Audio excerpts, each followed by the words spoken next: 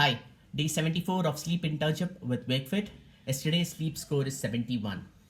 So, what I have observed is during the weekdays, the score is above 80s, and during the weekends, it falls down to 70s. So, I think there is an scope of improvement in the week ends, which I have to observe. And today's topic, what I have chosen, is also related to continuous improvement. The Japanese word called kaizen. After the World War II, Japan had to improve its economy, and they implemented this method called Kaizen, that is continuous improvement. So it is this single sole reason why Toyota is one of the leading manufacturer in automobiles.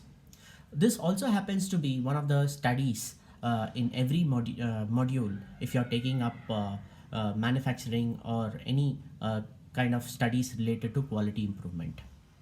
There are 5 S's which help you initiate this process of continuous improvement. First thing is you have to sort out what is going on. Like here, the scenario is explained in terms of manufacturing unit, but you can apply it in your own life. So first S is sorting. So sorting out what the equipments or whatever section you want to work on. The second thing is you have to set order.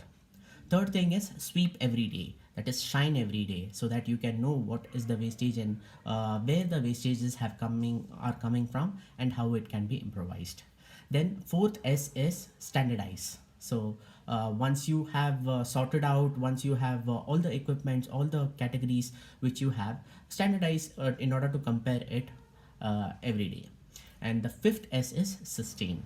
Sustain in the sense whatever 4S we have talked about in order to initiate Kaizen, you have to go through them every day in order to see continuous improvement. So again, speaking about the manufacturing unit, once you identify where the flaws are, you can always improvise them and use the wastages in some other way. Just like in life, you can identify which path is taking much of their time and improvise on the same. Thank you.